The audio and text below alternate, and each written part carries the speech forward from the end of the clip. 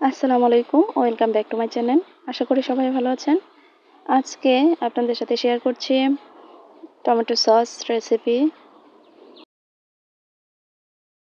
Tomato sauce মোটামুটি প্রতিদিনই আমাদের প্রয়োজন হয়, তাই এভাবে করে বাসায় বানিয়ে নিলে তো কথাই নেই। এই সস খেতে এতটাই টেস্টি হয় যে ছোট বড় সবাই চেটেপুটে শেষ করবে। দোকান থেকে সস কেনার কথা আপনি ভুলেই যাবেন, ইচ্ছে করবে একটু কষ্ট করে বাসায় বানিয়ে নিতে। স্বাদ, ঘ্রাণ ও রং ঠিক রেখে কিভাবে অনেকদিন পর্যন্ত সস সংরক্ষণ করে রেখে খেতে পারবেন সে নিয়ে থাকছে আজকের এই ভিডিও। আশা করি ভিডিওটি সবাই শেষ পর্যন্ত দেখবেন।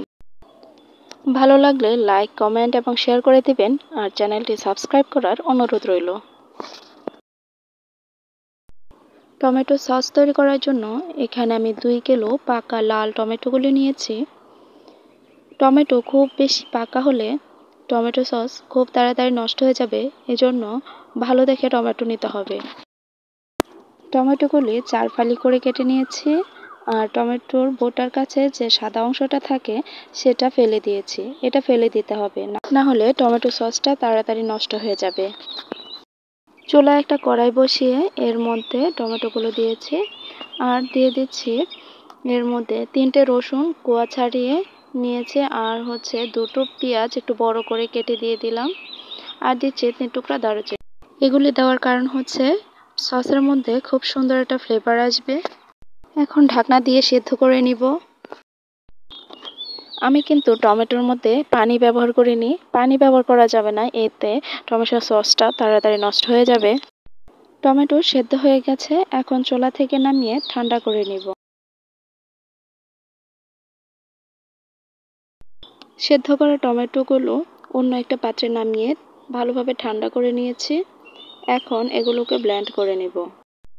টমেটোগুলোকে একটা ব্লেন্ডার জারে দিয়ে ব্লেন্ড করে নিচ্ছি।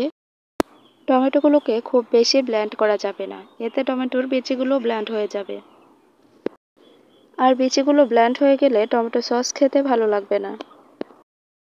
দেখুন, আমি টমেটোগুলোকে খুব বেশি ব্লেন্ড করিনি, একটু খেয়াল করলে বোঝা যায় এর বিচিগুলো দেখা যাচ্ছে।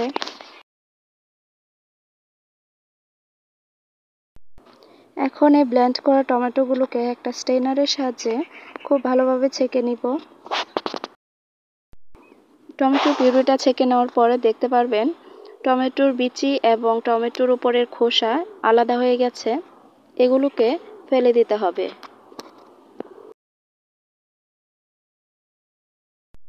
টমেটোর পিউরিটা যত ভালোভাবে ছাঁকা হবে টমেটো সসটা খেতে তত ভালো লাগবে।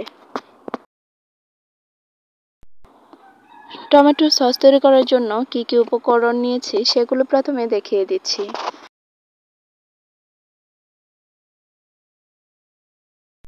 এখানে আমি 2 চা চামচ কর্নফ্লাওয়ার অল্প পানি দিয়ে গুলিয়ে রেখেছি। নিয়েছি 1 চা চামচ রেড ফুড কালার, সেটা অল্প পানি দিয়ে গুলিয়ে রেখেছি। তেঁতুলের কাঠ নিয়েছি, হাফ কাপ মতন হবে। চিনি নিয়েছি 1 কাপ থেকে একটু কম। মিষ্টিটা আপনারা আপনাদের পছন্দ মতো দিবেন। 1 চা চামচ মরিচ গুঁড়ো নিয়েছি আর নিয়েছি স্বাদ মতো লবণ।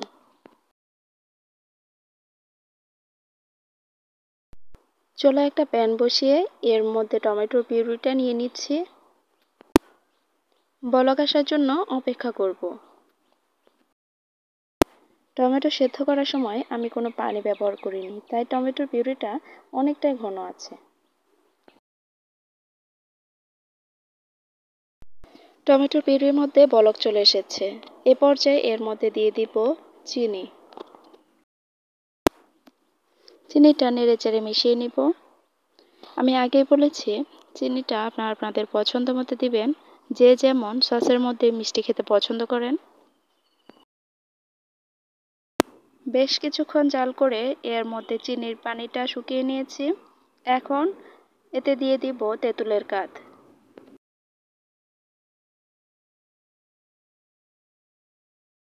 আবারও নেড়েচেড়ে কিছুক্ষণ জাল করে নিব।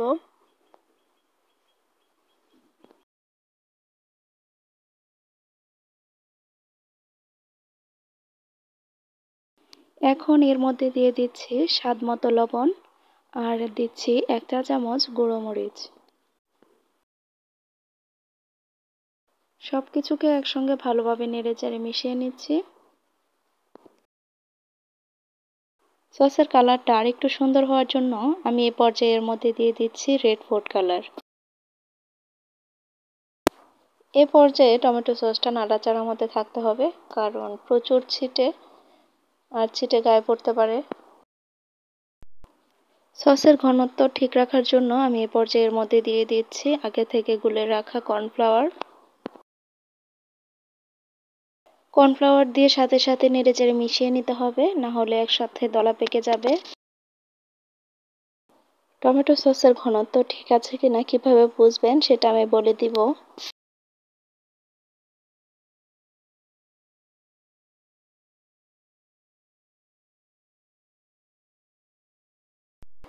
সস প্রায় হয়ে এসেছে। এ পর্যায়ে এর মধ্যে দিয়ে দিতে হবে 2 টেবিল চামচ ভিনেগার।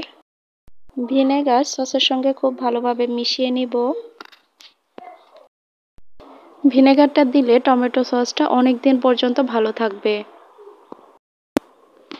টমেটো সসের ঘনত্ব বোঝার জন্য হাতার মধ্যে এভাবে টমেটো সস নিয়ে হাতার মাঝ বরাবর এভাবে আঙ্গুল দিয়ে দাগ কাটলে দেখবেন টমেটো সসটা এক পাশ থেকে অন্য পাশে গড়িয়ে পড়ছে না। এটাই বোঝার একটা পদ্ধতি দেখালাম। আমি আরও একটি পদ্ধতি দেখিয়ে দিব। টমেটো সসটা পুরোপুরি হয়ে গেছে, এখন আমি চুলাটা অফ করে নামিয়ে নিব। আর এই সসটা ঠান্ডা হলে আর একটু ঘন হয়ে যাবে। একটা প্লেটে অল্প একটু সস নিয়ে প্লেটটা একটু দাঁড় করিয়ে ধরলে দেখবেন এটা গড়িয়ে পড়ছে। আর কিছুক্ষণ পরার পরে এটা কিন্তু আর পড়বে না। আর দেখুন টমেটো সসটা খুব সুন্দরভাবে উপর থেকে নিচ পর্যন্ত পড়ছে, পানি ছেড়ে দিচ্ছে না। দেখে বোঝা যাচ্ছে যে টমেটো সসটা পারফেক্ট হয়েছে।